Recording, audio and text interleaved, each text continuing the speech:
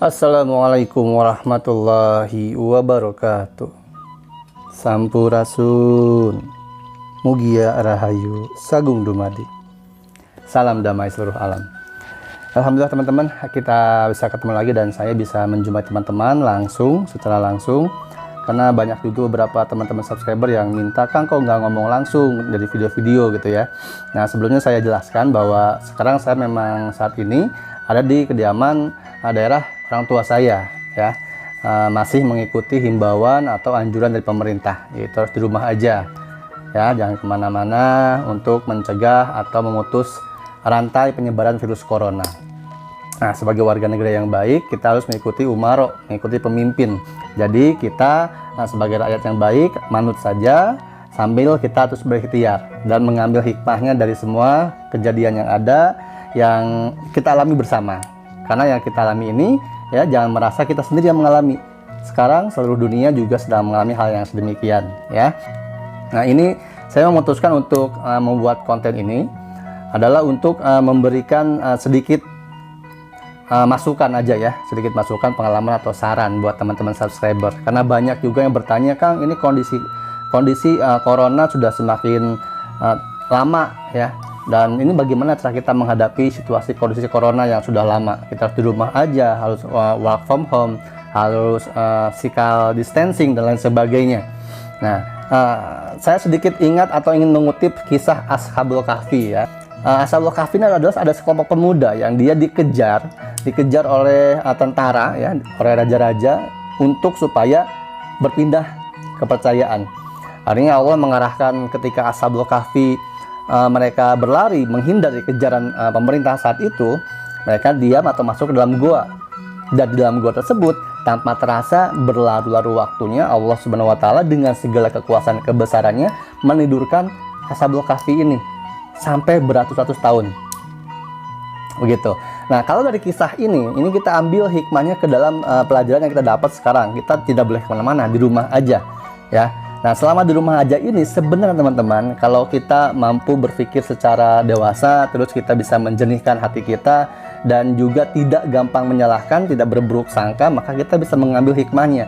Misal di rumah ya, beberapa orang mungkin akan memiliki waktu yang sedikit, waktu luang sedikit untuk keluarga, orang tua, adik ya, atau apapun itu yang ada di rumah kalian masing-masing. Kurang banyak kita quality time kalau orang modern sekarang bilang ya. Jadi kadang kita sendiri kita tidak kenal, kita tidak tahu seperti apa sifat tabiat adik, ponakan, kakak, atau bahkan mungkin kebutuhan orang tua, kebiasaan, apa yang tidak boleh dimakan, apa yang boleh dimakan, kita tidak tahu karena mungkin kita kerja jauh dan saling berjauhan dengan jaraknya. Nah, dengan kita physical distancing ini, kita di rumah aja, kita jadi yang pertama, kita bisa mengambil hikmahnya, kita jadi jauh lebih mengenal keluarga kita masing-masing. Itu yang pertama ya. Kalau orang modern sekarang bilang bondingnya ya, cara kita mendekatkan diri, cara kita berhubungan, quality time-nya lebih dekat, lebih tahu, dikenal sifat, watak, karakter, kebiasaan baik atau kebiasaan buruk, kita jadi lebih mengenal. Nah, itu menjadi kedekatan yang lebih harmonis, lebih mengenal. Itu hikmah yang pertama yang bisa kita dapatkan secara kekeluargaan yang ada selama masa di rumah aja ini. Salah satu contohnya adalah kalau misalnya kita lebih banyak di rumah, jadi kita lebih tahu karakter ya kan. Tadi saya bilang ada karakter, lebih tahu bagaimana cara pola adik, ponakan untuk belajar, baik dari sekolah ataupun mengaji. Ini saatnya kita memberitahu atau mengawasi cara mereka belajar. Misalnya contoh menghafalkan ayat-ayat pendek atau surat-surat pendek. Maaf ya, menghafalkan surat-surat pendek, bagaimana cara mereka menghafalnya gitu ya. Baik di pengajian. Karena kadang-kadang kita kan kalau jauh itu kita tidak tahu, tidak mengontrol gitu. Apakah sejauh mana adik ponakan kita udah hafal surat-surat pendek gitu. Nah, ini kita kan perlu tahu. Selama ini kita menyerahkan kepada guru-gurunya ya, ada guru ngaji atau guru sekolah dasarnya. Nah, dengan adanya kita di rumah, jadi kita bisa mengawasi bagaimana mereka belajarnya, sejauh apa mereka bisa memahami dan hafal. Gitu, karena yang terpenting dalam pelajaran itu adalah hafal, paham. Ya, gitu. Nah, waalaikumsalam. Nah, ini ada Ridho, ini ponakan saya nih. Ya, pintu tutup. Ridho ini ponakan saya dari kecil. Jadi dari bayi merah udah saya urus, jadi udah kayak anak sendiri. Iya, ini Ridho udah ngaji. Nah, sekarang saya mau ngetes mau tanya. Ridho, surat-surat pendek udah hafal apa aja? Al-Fatihah, An-Nas, Al-Ikhlas, Al-Falaq, Atin, An-Nabas sedikit. Oke, kita coba yang tes yang pendek, yang gampang dulu ya. Al-Ikhlas. A'udzu billahi minasy syaithanir rajim. Bismillahirrahmanirrahim. Qul huwallahu ahad, Allahus samad, lam yalid wa lam yulad wa lam yakul lahu kufuwan ahad. Al-Falaq. Bismillahirrahmanirrahim. Qul a'udzu birabbil falaq, min syarri ma khalaq, wa min syarri ghasikin idza waqab, wa min syarri nafasaki fil uqab, wa min syarri hasidin idza hasad, Wa min syarri nafasati fil uqad. Doa wudu. Niat wudu. Nyawa itu wudu akhir al-hajasil asgori li istibahati sholati fardu lillahi ta'ala. Kocok. Allahumma padaya daya mimma asika kulliha. Kumur. Allahumma arihni. Kumur. Allahumma ini. Allahumma aini ala jikrika wa syukrika wa husni ibadatika. Nah. Allahumma arihni rohiyatal jannata wa anta anirogi. Yang sering.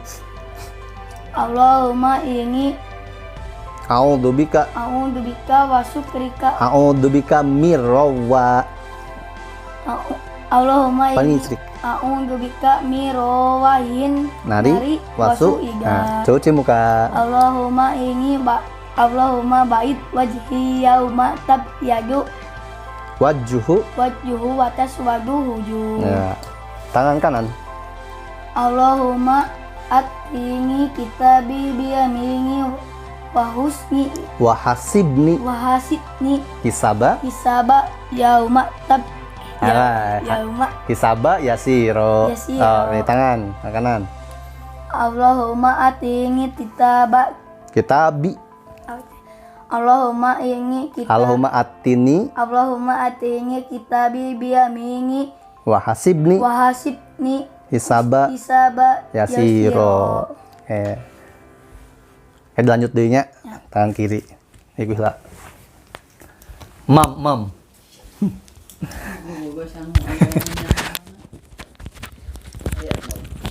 Nah, itu salah satu contoh teman-teman ya.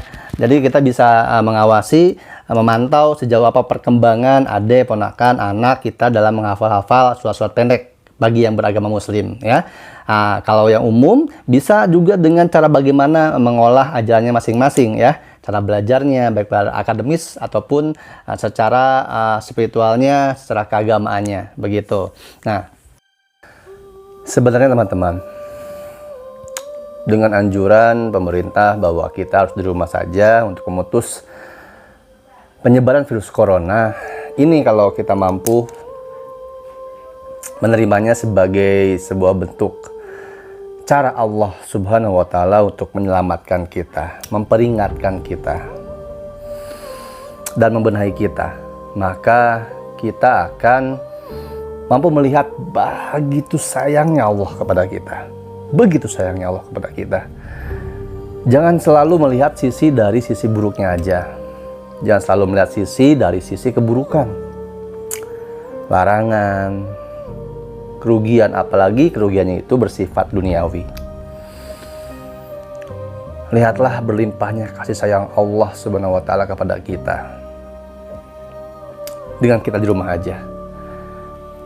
Sebagai contoh seperti teman-teman, selama kita dulu, banyak di antara kita dulu waktu disibukkan oleh dunia kerja atau aktivitas lainnya, kita jarang sekali pulang ke rumah, jarang sekali menyapa orang tua, menghidangkan minuman secangkir atau sepiring nasi, melayani, memijat, atau kita membimbing adik ponakan kita untuk mengarahkannya kepada pelajaran yang benar-benar kita pahami, untuk mengarahkan mentalnya, intelektualnya, spiritualitasnya. Betapa jarang, betapa sedikit waktu yang kita punya untuk keluarga kita.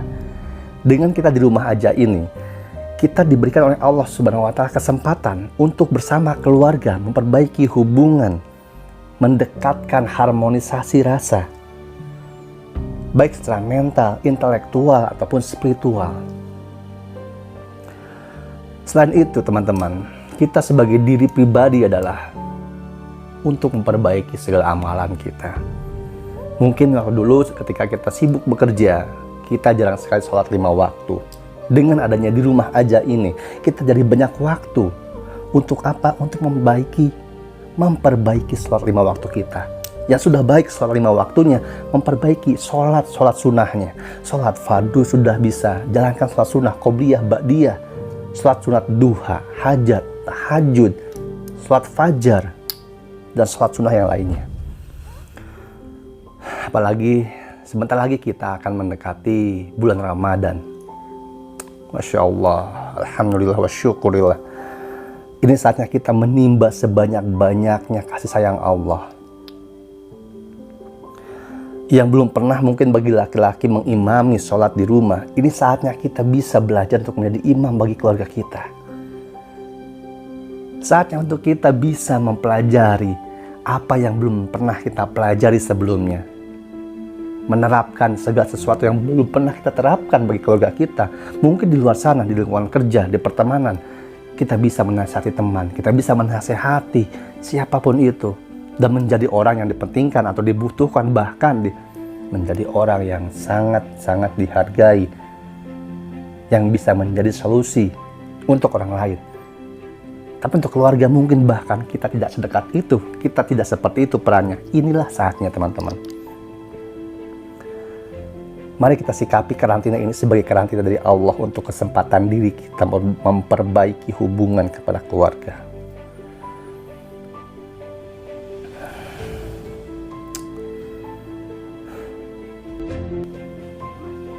Kalau kita bisa benar-benar menerima ini dengan segenap kelapangan hati, ketulusan jiwa, maka kita akan mampu menyerap bahwa ini adalah cara Allah mendidik, membina, menyelamatkan kita.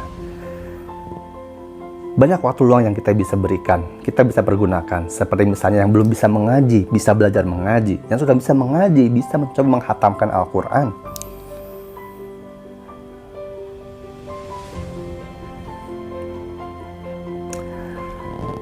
Lalu jangan bingungkan, jangan bimbangkan, jangan khawatirkan kabar yang beredar sekarang. Bahwa katanya kalau misalnya Ramadan sekarang tidak boleh kita sholat tarawih. Ramadan sekarang tidak boleh kita, apalagi Idul Fitri, tidak boleh kita sholat id bersamaan.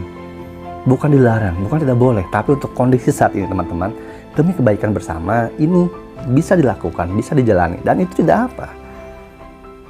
Karena Allah menilai manusia kualitas, kuantitasnya sebagai hamba, bukan di mana tempat dia berada, bukan di mana dia beribadahnya, bukan di mana dia beribadah, bukan. Tapi secara kuantitas, ketulusan dia menghamba, ketulusan seorang manusia kepada Allah Subhanahu wa Ta'ala. Karena Allah tidak ditempatkan dimanapun. Allah ada di mana-mana. Allah ada dalam setiap gerak-gerik. Tapi Allah tidak bisa ditunjukkan oleh ini dan itu. Karena wajahnya terpantul dari setiap segenap ruang. Walaupun sebenarnya Allah sendiri itu mengatasi ruang. Ketika kita masih menyikapi, menganggap bahwa manusia harus beribadah karena takut surga atau neraka, mengharapkan pahala ataupun dosa, takut dosa, maka kita tidak akan bisa menemukan Allah sejatinya. Karena kita menganggap menyamakan Allah dengan makhluknya, menyamakan dengan makhluk. Beribadah dengan mengharapkan pahala, tidak apa-apa. Itu bagus, hak. Wajar. Sama seperti hanya kamu bekerja, kamu mengharapkan gaji kepada bosmu. Tidak apa-apa.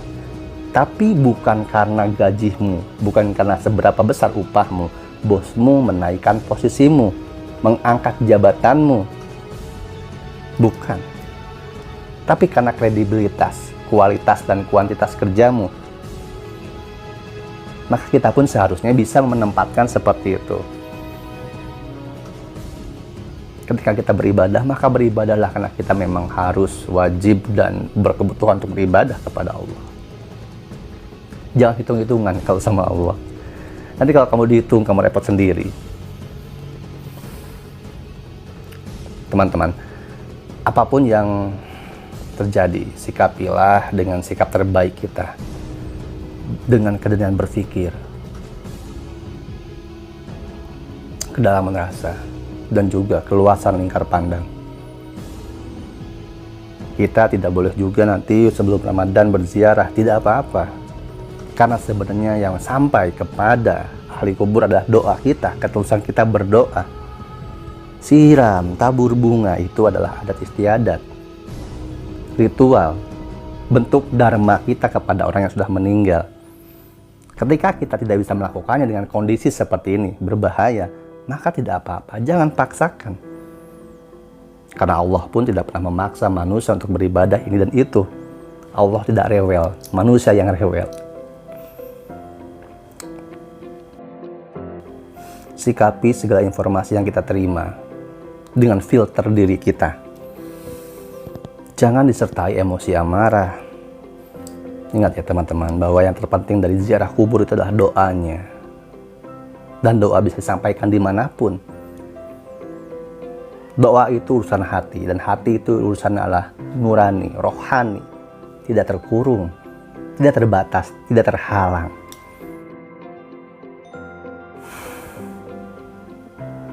Dalam kondisi seperti ini teman-teman, jika kita berziarah langsung ke pemakaman, maka akan terjadi kerumunan. Dan kerumunan itu yang terindikasi dikhawatirkan bisa menyebarkan virus corona.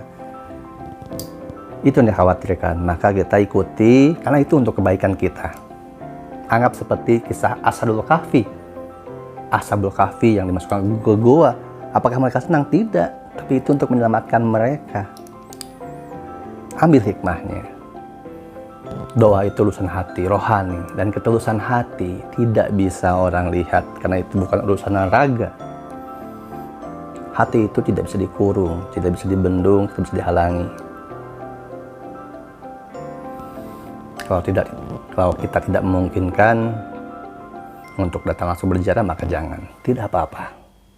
Bulan Ramadan segera datang, maka mari kita sikapi ini dengan terbaik sikap kita. Ini saatnya kita menjadi sesuatu hal yang berbeda, menjadi insan, manusia yang berbeda daripada sebelumnya. Yang belum pernah sholat jamaah di rumah, maka berjamaah saat ini. Jadilah imam, mempelajari diri, mengembangkan jiwa.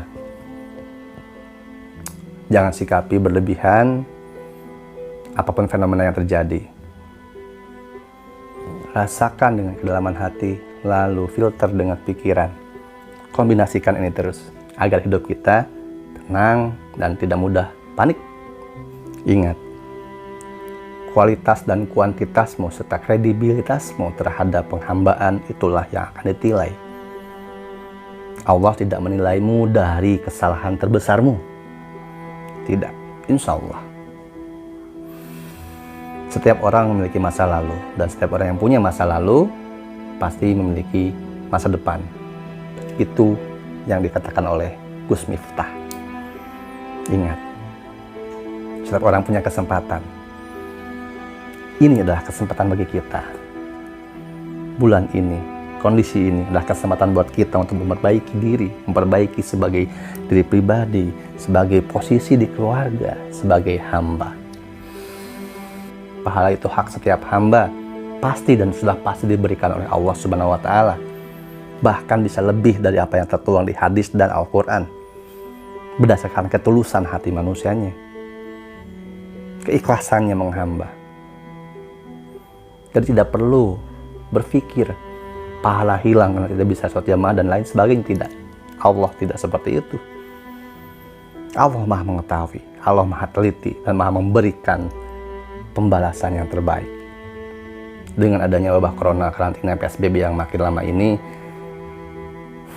Allah Subhanahu wa Ta'ala mengajarkan kepada kita bahwa kita kalau masih mengenalnya hanya sebagai makhluk, menyembahkan dia sebagai makhluk, maka kita akan tersesat. Allah memberikan kesempatan kepada kita untuk semakin baik, semakin menjaga hubungan dengan keluarga, memperbaiki amalan, ibadah. Allah Subhanahu wa Ta'ala mendidik dan mengajarkan kita dengan karantina ini, PSBB ini, corona yang diperlama, untuk semakin sadar sebagai diri, semakin ikhlas.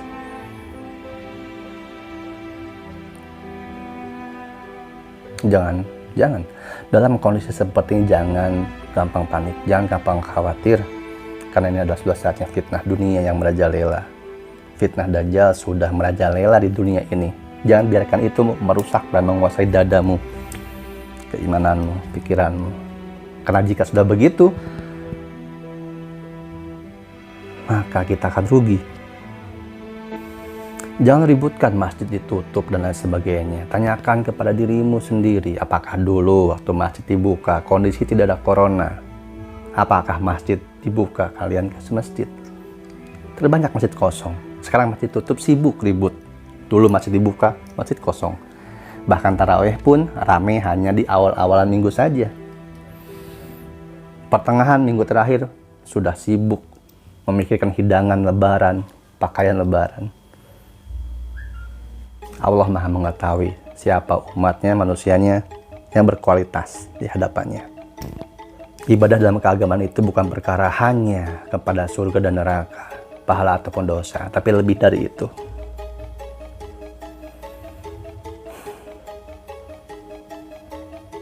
Setiap ulama, cendekiawan agama pernah menanyakan dan mengatakan ini. Jika surga dan neraka tidak pernah ada, apakah kau masih menyembahnya? Jika pahala dan dosa tidak pernah ada, apakah kau masih mempercayai Tuhan? Maka ibadah agama Tuhan lebih dari sekedar apa yang kita lihat, apa yang kita pahami, apa yang kita mengerti. Masih ada kesempatan, teman-teman. Inilah kesempatan dari Allah Subhanahu wa Ta'ala untuk kita. Astagfirullahaladzim. Subhanaka inni kuntu minadz dzalimin. Astagfirullahaladzim, la ilaha illa anta, subhanaka inni kuntu minadz dzalimin. Teman-teman, tetaplah menjadi baik dan menuju jalan kebaikan tanpa menyalahkan proses orang lain menuju jalan kebaikan. Insya Allah kita bisa ketemu lagi di konten saya selanjutnya. Mohon maaf kalau ada salah katanya. Kaji, olah lagi, ya. Jangan ditelan mentah-mentah. Ini semuanya referensi saja. Hanya referensi dari saya. Saya masih manusia biasa yang ingin menebarkan manfaat saja, yang ingin punya posisi untuk bisa bermanfaat, bukan posisi apapun di mata manusia, tapi posisi yang baik di mata Allah dan para penghuni langit, insya Allah. Sekali lagi, mohon maaf, teman-teman, hati-hati. Jaga pikir, jaga hati, jaga rasa, dan jangan takut. Saya Reza Rahasia, rahmat berkah melimpah untuk kita semua. Wassalamualaikum warahmatullahi wabarakatuh. Salam damai seluruh alam.